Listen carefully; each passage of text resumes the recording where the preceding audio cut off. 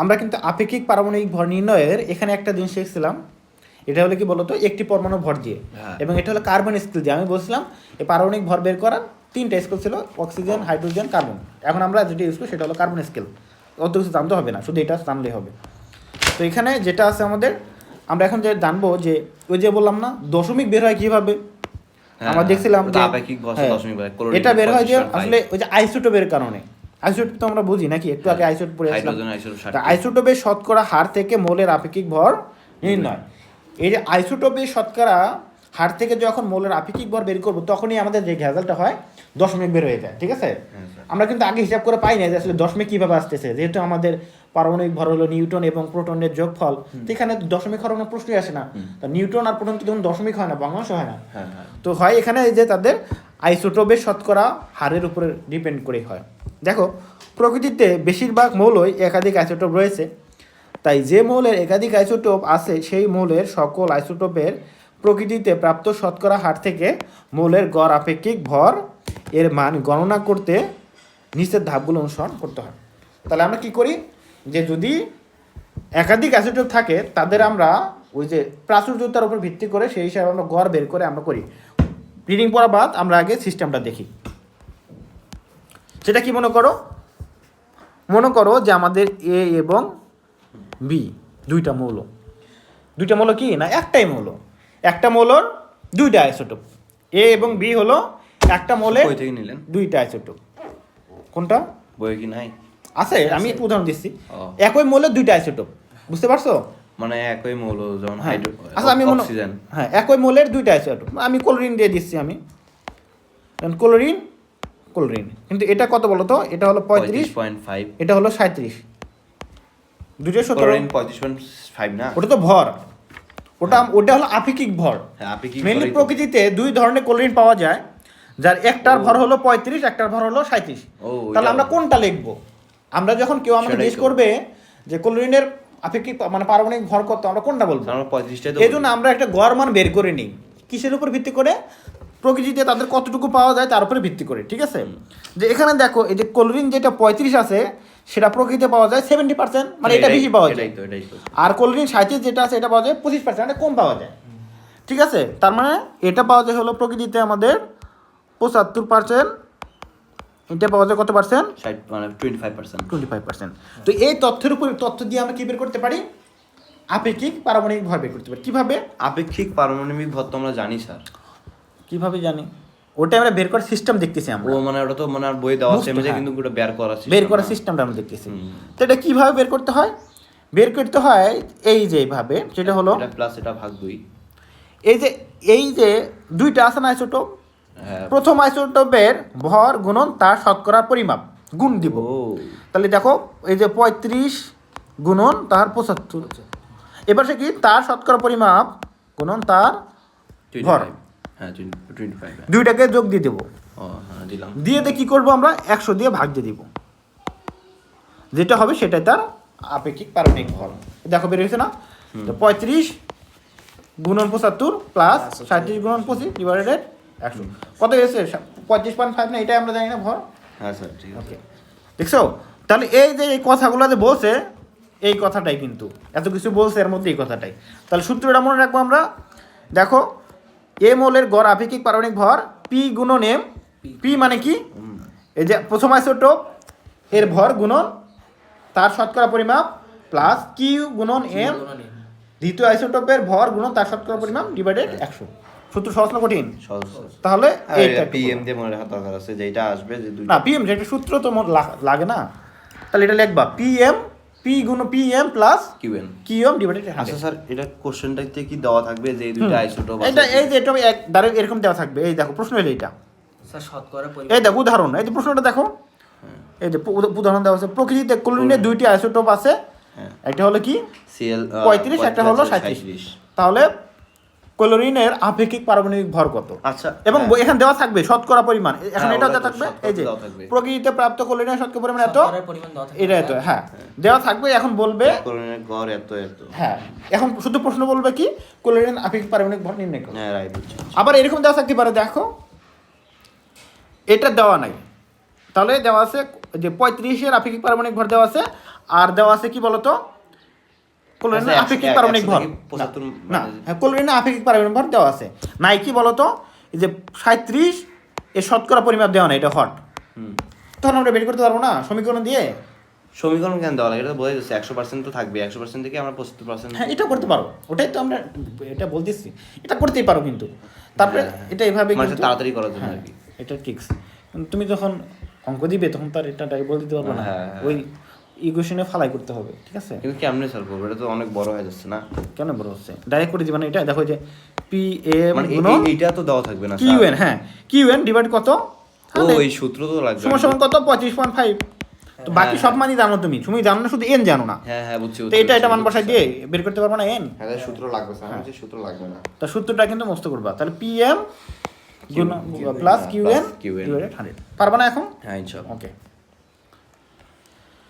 ওকে এটা পড়া লাগবে না স্যার এটা ধাপ 1 ধাপ 2 ধাপ 3 ওই সূত্রটাই ওই সূত্রটাই বলছে আর কি কিভাবে করতে হবে এখন দেখো দেখো দেখো পর্যায় সারণীতে ক্লোরিনের আপেক্ষিক পারমাণবিক ভর 25.5 লেখা আছে পর্যায় সারণীতে পারমাণবিক ভর লেখা আছে তা মূলত গড় আপেক্ষিক পারমাণবিক ভর বুঝতে পারছো ওকে এখন দেখো মৌলের গড় আপেক্ষিক পারমাণবিক ভর নির্ণয়ের প্রয়োগ মানে ফিরি কি একই তো না একই তো এই যেটা আমরা এখন বের করে মানে শিখবো স্যার, অঙ্কগুলা কেমন টাইপের অঙ্ক থাকতে পারে সেটাই বলছে আমরা তো অঙ্ক তো করলাম এখানে আর একটু দেখি আমরা মানে এটা মানে এটা টপিকটা কি মৌলের গড় আপেক্ষিক পারমাণবিক ভর নির্ণয়ের প্রয়োগ নির্ণয়ের ফির প্রয়োগ হ্যাঁ এটাদের কি কি ধরনের ম্যাথ হতে পারে এরকম আর কি দেখো আমরা কি বলতেছি মৌলের গড় আপেক্ষিক পারমাণবিক পরমাণুর ভর থেকে আইসোটোপের শতকরা পরিমাণ নির্ণয় করতে পারি পারি না ভর থাকলে আমরা শতকরা পরিমাণ বের করতে পারি কিনা হ্যাঁ। কত পার্সেন্ট পাওয়া যায় প্রকৃতিতে যদি কোনো মৌলের দুইটি আইসোটোপ থাকে তাহলে ওই মৌলের গড় আপেক্ষিক পারমাণবিক ভর থেকে ওই মৌলের বিভিন্ন আইসোটোপের প্রকৃতিতে শতকরা পরিমাণ নির্ণয় করা যায় এটা তো দেখলাম হ্যাঁ। উদাহরণ কি প্রকৃতিতে কপারের দুইটি আইসোটোপ আছে হ্যাঁ এটা একটা 63 একটা হলো 65 65 কপারের গড় আপেক্ষিক পারমাণবিক ভর কত 63.5 মানে এই যে এই হ্যাঁ এখন মনে PM করো যে plus QN কারো শতকরা পরিমাপ দেওয়া নেই দেওয়া আছে কারো শতকরা পরিমাণ দেওয়া নাই তাও বের করতে পারবো কিভাবে ও ধরা যাক আমরা যে কোনো একটা এক্স ধরে নিব ধরা যাক প্রকৃতিতে যে কপার 63 এর শতকরা পরিমাণ কত x%, হ্যাঁ। তাহলে অন্যটা কি হবে 100 মাইনাস x তাই না হ্যাঁ, 100 প্রকৃতিতে দেখো 65 এর কি হবে শতকরা পরিমাণ 100 মাইনাস x স্যার একটা কথা বলি মানে এইখানে যেমন 75% দিছে 25% দিছে হ্যাঁ এখন মানে এগুলা দেওয়া থাকবে না শুধু ক্লোরিন হ্যাঁ। 35 আর ক্লোরিন তাহলে বের 37 করো। তখন কেমনে বের করব হ্যাঁ, হ্যাঁ। ওইটা বলছে না ওইটা তাহলে দেখো আমরা কি করলাম আমরা ধরে নিব যে কোনো একটা PM প্লাস QN এর সূত্রই কি অ্যাপ্লাই করতে হবে হ্যাঁ অলওয়েজ দেখো এখন একটা ধরে নিলাম কি x হ্যাঁ। অন্যটা কি বলতো x - 100 হ্যাঁ তাহলে আমি সূত্র বসাই দাও তাহলে কভারের আপেক্ষিক পারমাণবিক ভরের সূত্র কি বলতো এই তাহলে P প্লাস তাহলে দেখো x গুণন ভর আরটা কি হবে প্লাস x মাইনাস x মানে 100 মাইনাস x গুণন 65 বুঝতে পারছো হ্যাঁ, হ্যাঁ, বুঝছি, কারণ আমরা বুঝছি। এটা ধরলাম কি বলতো এই যে কপার 63 এর শতকরা পরিমাণ দিছি x তার গুণ দিলাম আর কপার 65 ধরছি কত 100 মাইনাস x পার্সেন্ট হ্যাঁ গুণ 100 ভাগ 100 P গুণন M সমান সমান কত বলতো এই যে আপেক্ষিক পারমাণবিক ভর দেওয়া 63.5 তো এখান থেকে এই সমীকরণ থেকে আমরা x বের করতে পারি কিনা হ্যাঁ x বের করলাম x কার বলতো এটা কেমনে বের করলো যে কেমন বের করলো প্রথমে মানে 65,000 মাইনাস না, আমি দেখাই দিচ্ছি। গুণ হইতো তো হ্যাঁ তাহলে কি এই দেখো তাহলে 63 x প্লাস প্লাস এখানে কত হবে 6500 হ্যাঁ তাহলে 65 এটা হবে হ্যাঁ মাইনাস মাইনাস 65x 65 x ভাগ 100 সমান কত হবে এই যে এটা তো গুণ হবে না আর হবে না না সমান সমান তো স্যার পরে ওটা পরে দিই আমরা এইটা এখন হলো না ভাগ 100 আছে 100টা এর সাথে গুণ দিয়ে দিলাম সমানও কি দিতে হবে সমান আছে না এখানে দেখো না সমীকরণ না এটা এইটা সমান কত 65 63 দেওয়া আছে না 63 না হলে তুমি সমীকরণ কমপ্লিট করবে কেমনে আমি মনে করছি এটা করার পর এটা বেরাই না না করবে কেন আমরা x এর মান বের করব দুই পক্ষ দেওয়া আছে জন্য তো x বের করতে পারবো হ্যাঁ বিজগণ করো নাই করছি তো ওইটাই তাহলে এখানে দেখো এই যে না, এটা বইয়ের দেখো মধ্যে তো স্যার ব্যাখ্যা দিয়ে থাকে না এরকম করে সমান সমান 63.5 দেওয়া আছে মানে আমি মনে করছি কোনো উত্তর দেওয়াই আছে ভাবে কারণ বইয়ের মধ্যে তো ম্যাথ কাটাকাটি করে করায় না হ্যাঁ এটা বুঝতে পারছো কি এখন হ্যাঁ, এখন বুঝতে আচ্ছা পারছি। তাহলে এটা কি হবে এটা হবে 63.50 ওকে ঠিক আছে 63.50 এটা গুণ করলে এটা তো আর গুণ হবে না ও হ্যাঁ ওকে বুঝতে পারছো এখন তাহলে এখান থেকে বের করতে পারবো না তাহলে এখানে এই দুটো দেখো এবার বুঝছি এবার মাইনাস কত হবে 63 64 65 minus 2x minus 2x plus 6500 minus 2x সমান সমান কত হয়ে যাচ্ছে বলো তো? একবার ওই পাশে দিয়ে দিবেন। হ্যাঁ, ওই পাশে নিলে মাইনাস হয়ে যাবে। মাইনাস 6500 ভাগ, তাহলে মানে তাহলে কত প্রথমে এইটা হবে? হবে, প্রথমে এইটা হবে আমাদের 300 না, তার মানে হবে 150, তাই না? হ্যাঁ 150, তাহলে দুইটা মাইনাস মাইনাস তুলে দাও। x সমান কত হবে? 150 ভাগ 2 কত হবে 30 তাহলে? না না ভুল হয়েছে, সাত দুগুণ। ক্যালকুলেশন একটু ভুল হয়েছে মনে হয়, দেখো তো। ওই 150টা মনে ভুল হয়েছে স্যার, ওখানে 6350 ভাগ 6500 দেন। 6500 350 ভাগ 6500, এইটা গেল 350। তাহলে দেখো ভাবি বেগ দাও, 65 থেকে তাহলে 500 থেকে 350 বাদ দিলে কত হয়? 500 থেকে 300 বাদ দিলে 235 তাহলে তো 150 হয় না? ঠিকই তো আছে, ঠিকই আছে। এখন দেখো 150 কে 2 দ্বারা ভাগ দিলে কত হয়? 7। 75 না? হ্যাঁ ঠিকই তো আছে। ঠিকই তো আছে। তাহলে 75 বের হলো, এটাকে x কে আর বলো তো 63। তাহলে পরটা কি হবে? 100 মাইনাস 75 দিয়ে দাও, 25 হলো। কঠিন না সহজ? ওকে, তো এইটুকুর জন্য ফির আরেকটা টপিক দেওয়া লাগবে, মডেল গ্রাফিক পারমিট ভান্ডার, এটা তো গলমাল করে প্র্যাকটিসটা দেখালে তোমাকে উদাহরণ আর কি, ঠিক আছে? আসতেই পারে। ওকে, আসতেই পারে, এটা মনে রাখো, এটা পরীক্ষা এটাই আসবে, হ্যাঁ উদাহরণ তো আসতে পারে। এটাই আসবে, তাছাড়া কি দিবে? এটাই আসবে, ঠিক আছে? কয়টা স্যার এরকম মানে মৌল আছে যার দুইটা করে আছে আইসোটোপ? কয়েকটা, তোমাকে উদাহরণ দিবে, তুমি পারবা, এই ফরম্যাটে থাকবে কপার, তোমার ক্লোরিন আর কপারের মধ্যে পাই যাবা, ঠিক আছে? হ্যাঁ ওকে, এটাই। পরটা দেখো, আপেক্ষিক পারমাণবিক ভর থেকে কি বলতো আপেক্ষিক আণবিক ভর নির্ণয় করা। আণবিক ভর নির্ণয় করে শিখেছিলাম না এর আগে? এমনিতে বলছিলাম না কিভাবে বের করতে হয়? প্রতিটা পারমাণবিক ভর যোগ করে করে আণবিক ভর, ওটাই। দেখো, কোনো মৌলিক বা যৌগিক পদার্থের অণুতে যে পরমাণুগুলো থাকে তাদের আপেক্ষিক পারমাণবিক ভর নিজ নিজ পরমাণু সংখ্যা দিয়ে গুণ করে যোগ করলে প্রাপ্ত যোগফলে হবে অণুর আপেক্ষিক আণবিক ভর। ওকে, দেখাচ্ছি। আপেক্ষিক পারমাণবিক ভর এবং আপেক্ষিক আণবিক ভরকে আমরা সাধারণভাবে আণবিক ভর বিবেচনা করে থাকি, বলি। মানে আপেক্ষিক পারমাণবিক ভর তো বুঝলাম 63.5। হ্যাঁ, এই দেখো আমরা আপেক্ষিক আণবিক- আমরা এটা পড়েছিলাম না? দেখো, এই যে আমি বলছিলাম না পানির ভর কত, পানির যে ভর বলি ওটা মেইনলি আপেক্ষিক আণবিক ভর, ও বলি না? অণুর ভরকে বলি আমরা আণবিক ভর, হ্যাঁ। পরমাণুর ভরকে বলি পারমাণবিক ভর। পরমাণুর ভর। তবে এই যে ভরগুলো বলতেছি এগুলো সবই কি আপেক্ষিক, হ্যাঁ আপেক্ষিক আণবিক ভর বা আপেক্ষিক পারমাণবিক ভর। পরমাণুর যেহেতু ভর এটা অণু, তাহলে এর আপেক্ষিক। ভর হবে কি আপেক্ষিক আণবিক ভর। মানে অণুর ভরকে কি আপেক্ষিক আণবিক ভর বলা হয়। না পরমাণুর ভরকে? পরমাণু ভরকে পারমাণবিক ভর বলবে, তবে সেটা অবশ্যই আপেক্ষিক পারমাণবিক ভর হয়ে থাকে। হ্যাঁ, তাহলে এখানে দেখো কিভাবে করব, নিয়মটা কি? আমরা এই যে পরমাণুর ভরগুলোকে যোগ দিব, হ্যাঁ এই সেট ঠিক আছে? তাহলে হাইড্রোজেনের ভর কত আমরা জানি 1, এক। তাহলে দুইটা আছে, 1 গুণন 2 16 প্লাস অক্সিজেনের কত 16, ও 1 গুণন 2 দুইটাতে আছে, তাই না? তাহলে কত হবে 18। 17 ওকে, হ্যাঁ তাই এই যে বের হলো আমাদের আপেক্ষিক আণবিক ভর। তাহলে বের করে এটা নিয়ম বলছে যে আমাদের প্রতিটা পরমাণুর ভরকে যোগ করে দিলে আমাদের বের হয়ে যায়। এক্ষেত্রে কোনো পরমাণু যদি মানে একাধিক ভর থাকে তাহলে তার পারমাণবিক ভর গুণন তার সংখ্যা। তাহলে মানে এটাই স্যার মানে এই যে যেমন হাইড্রোজেনের ভর, হাইড্রোজেন কয়টা আছে? 2টা। এই জন্য তুমি 2টা ভর যোগ দিতে পারো, কিন্তু এভাবে তো লেখা যায় না। যদি অনেকগুলো থাকে তাহলে ট্রাই করতেছি, একটার ভর হলো 1 গুণন 2। মনে করে যে এখানে অক্সিজেন যদি 7টা থাকে তাহলে কি করতাম? তো 16 গুণন 7, 7 গুণন 16 এরকমই দিয়ে সবগুলো যোগ করে দিতাম। হ্যাঁ ওকে, ওকে। তাহলে এটাই বলছে আর কি। উদাহরণ হিসেবে দেখো, হাইড্রোজেন অণুতে হাইড্রোজেন পরমাণুর আপেক্ষিক পারমাণবিক ভর কত? 1। যেহেতু 2টা আছে, পরমাণু সংখ্যা 2, তাহলে হাইড্রোজেনের আপেক্ষিক আণবিক ভর কত হবে? 1 গুণন 2 সমান 2। দেখো, আমি যদি তোমাকে নোট করে দিতাম তাহলে আমি লিখে দিতাম না, কিন্তু বইয়ে তো সুন্দর করে দেওয়া আছে নাকি? তো নোট করে দেওয়ার দরকার আছে? আমরা তো বুঝতে পারছি। হ্যাঁ, একটা মানে একটু এক্সট্রা দিতে হলে আমরা এখানে লিখে দিব, তাহলে তুমি টোকা নিতে পারলা বা খাতা লিখে নিলা।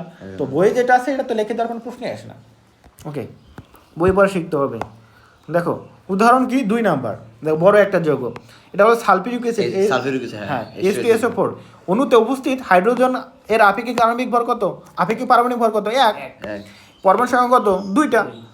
আবার দেখো, সালফারের আপেক্ষিক পারমাণবিক ভর হলো 32, পরমাণু সংখ্যা কত? 1টা। এটা তো শরীরে এইভাবে এবং অক্সিজেনের কত আছে আমরা জানি 16, তার সংখ্যা কত আছে? 4টা। এত কিছু করা লাগে এটা বলতেছে, বুঝাচ্ছে তোমাকে, বুঝছো?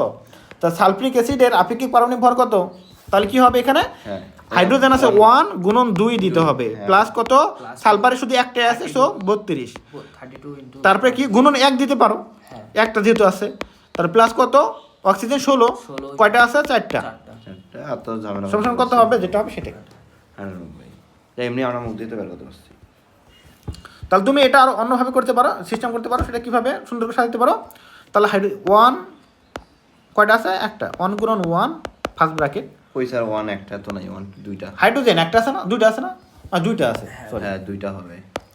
তাহলে ওই যে 1 গুণন 2 ব্র্যাকেট প্লাস সালফার কত আছে?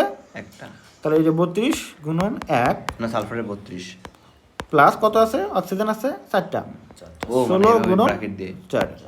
ওকে, তারপরে পরে করলাম, শুনুন দেখা যাচ্ছে না? পেন। ওকে, তাহলে কিন্তু এভাবে তোমরা কি করতে পারবা? আপেক্ষিক আণবিক ভর বের করতে পারবা ইনশাআল্লাহ। এটা হলো আণবিক ভর বের করার ট্রিক্স। তোমরা বাসায় বড় বড় যৌগগুলো প্র্যাকটিস করবা। হ্যাঁ এটা সমস্যা নেই, এটা পাবো। ঠিক আছে? এমনি মুখ দিয়ে তো ভাই। পড়ো আরো কিছু যৌগ তুমি লিখে রাখো, আমি কিছু যৌগ দেই।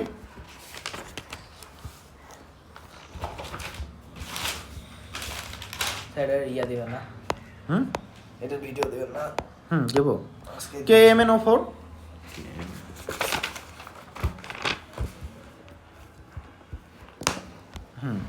KMN O4, কে মানে potassium, M N manganese, Mn manganese আর ও হলো অক্সিজেন। ওকে, খাতায় লিখবো না বইয়ে? ম্যাগনেসিয়াম সালফেট বই নেই, খাতা লিখে নাও, এগুলো বাসায় করে দেখাইবা আমাকে। ও মনে করতে হবে। হ্যাঁ, সি 6H12 O6, ঠিক আছে?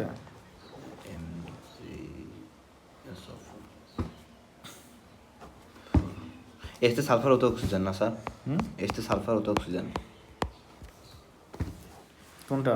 este হ্যাঁ। সালফার হতো এটা এগুলাই কোটা লিখছো। 12 ও 6 মানে এগুলা তো কি বের করবো স্যার? আপেক্ষিক আপেক্ষিক আণবিক আণবিক ভর। ভর।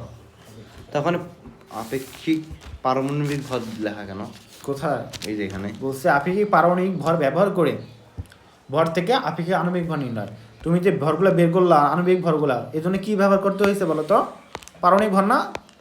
কি বের করছো? ব্যবহার করছো পারমাণবিক ভর ফির কোনগুলো? প্রতিটার ভর, যে হাইড্রোজেনের ভর হ্যাঁ। 1, সালফারের ভর কত 32, 32, অক্সিজেনের 16, হ্যাঁ, এগুলো তো পারমাণবিক ভর। পরমাণু দিয়েই তো কি হয়? অণু হয়। তো পরমাণুর ভর দিয়ে আণবিক ভর হবে, তাই না? ওকে, কপার অক্সিজেন। এখন দেখো শেষে জানি অক্সিজেন দিছেন। হ্যাঁ, সমস্যা কি? দেখো তেজস্ক্রিয় আইসোটোপ এবং তাদের ব্যবহার। আরেকটা নাও, কপার সালফেট 5 অণু পানি। এই যে ডট দিছে না, এটা যোগ হিসেবে থাকবে, ঠিক আছে? এটা একটু করবা, দেখে পারো কিনা। এটা কি 5 দিলেন? হ্যাঁ, কপার সালফেট আর সাথে 5 অণু পানি যুক্ত আছে। 5H2 মানে কি? 5H এটা ব্লু ভিট্রিয়ল বা তুতে বলি আমরা এটাকে, ঠিক আছে? এটা বের করবা। না না ওইটা না, মানে এটা তো যোগ থাকবে বুঝলাম, হ্যাঁ। কিন্তু 5H তাহলে H এর তো আমি এইস না, আগে তাহলে পানির অণু বের করবা। ও এইচ মানে টু পানি, মানে 5 টা কি গুণ আছে স্যার? হ্যাঁ, হ্যাঁ। হ্যাঁ বুঝছি বুঝছি। তো পানির অণু দেব, পানির অণু 18 গুণন 5। হ্যাঁ বুঝছি বুঝছো? এটাও করবা। হ্যাঁ পাওয়া হ্যাঁ বুঝছি। এখন দেখো তেজস্ক্রিয় আইসোটোপ এবং তাদের ব্যবহার। এটা তো পুরোটাই মুখস্থ করতে দেখো হবে না, তেজস্ক্রিয় আইসোটোপ, তেজস্ক্রিয় আইসোটোপ বলতে কি বোঝায়? এই যে আমরা আইসোটোপ তো বুঝলাম, হ্যাঁ যে স্যার তেজস্ক্রিয় আইসো একই মৌলের হ্যাঁ মানে একাধিক মৌল যাদের পারমাণবিক সংখ্যা একই বা ভর সংখ্যা ভিন্ন, ভর সংখ্যা তাদেরকে মানে কি বলা হয়? আইসোটোপ বলা হয়। নিউটন সংখ্যা একই হ্যাঁ। কিন্তু ভর সংখ্যা তো ভিন্ন। এদের মধ্যে কিছু আইসোটোপ আছে যেগুলো কি বলতো? তেজস্ক্রিয়, অর্থাৎ রশ্মি বিকিরণ করে, স্বতঃস্ফূর্তভাবে কি করে? রশ্মি নির্গত করে, আলফা বিটা গামা রশ্মি নির্গত করে। কি রশ্মি বলতো?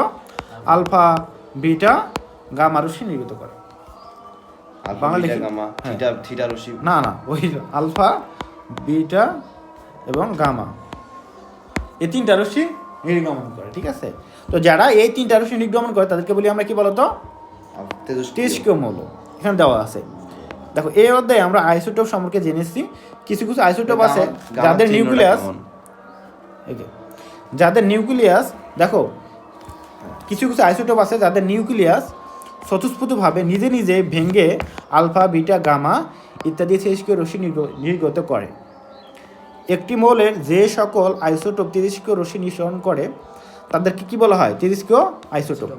তেজস্ক্রিয় আইসোটোপ কাকে বলে? সংজ্ঞাটা মুছে ধরবো। ওকে, দেখো এ পর্যন্ত এ ধরনের আইসোটোপের সংখ্যা কত বলো তো? 3000-এর থেকে বেশি। 1300 উপরে আসলাম, 3000 হয়ে গেছে, কি আর করার। 1300 হবে, বড় ক্লাসে 1300 আছে, তোমাদের 3000 দিছে। যাই হোক, এদের মধ্যে কিছু প্রকৃতিতে পাওয়া যায়, অন্যগুলো গবেষণা তৈরি করা হয়েছে। বিভিন্ন আইসোটোপ এবং তাদের টেস্টকিউতা নিয়ে তোমাদের পদার্থবিজ্ঞানের বইয়ে বিস্তারিত আলোচনা হয়েছে। তাই এখানে শুধু তাদের কিছু ব্যবহার নিয়ে আলোচনা করা আছে।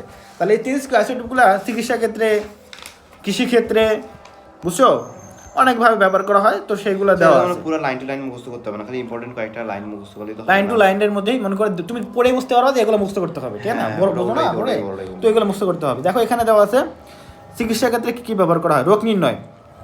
তো এইগুলা পড়বা, নামগুলা মুখস্থ করতে হবে, কোন রোগ নির্ণয় বা কোন কাজে কোনটা ব্যবহার করা হয়। দেখো এই যে একটা ভিডিও তো দেখো দেখাইছিলেন একবার, টেকনিশিয়াম 99 মানে কি, অর্থাৎ টেকনিশিয়ামের 99 ভর যেটা সেটা। যেমন যদি আমি বলতাম যে ক্লোরিন, নাকি, হ্যাঁ দেখো ক্লোরিন 35 মানে কি, ক্লোরিনের দুইটা আইসোটোপ আছে না, 35 আর 37, এর মধ্যে কাকে বুঝাইলাম, ক্লোরিন 35টাকে। ও তাহলে টেকনিশিয়াম আইসোটোপ অনেকগুলো আইসোটোপ আছে, তার মধ্যে 99 নামটা, হ্যাঁ 99টা আমাদের এই কাজে ব্যবহার করা হয়ে থাকে, ঠিক আছে?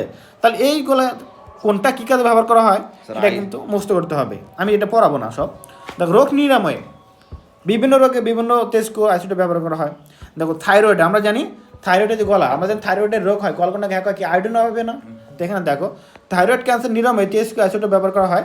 রোগীকে পরিমাণ মতো টেস্ট আইসোটোপ যেমন আয়োডিন 131 সমৃদ্ধ দ্রবণ পান করানো হয়। কত? আয়োডিন 131। আয়োডিন 131 কি ওষুধ নাকি? আইসোটোপ, এগুলো সবই তো আইসোটোপ পড়তেছো, মানে খাইতে হবে, হ্যাঁ পান করা হয় দ্রবণ সমৃদ্ধ। তাহলে এটা কি, আইসোটোপ যখন থাইরয়েডে পৌঁছায় তখন এটা কি করবে, ওখানে গিয়ে বিটা রশ্মি নির্গত করে থাইরয়েডের ক্যান্সার কোষকে ধ্বংস করে দেয়। ও ঠিক আছে।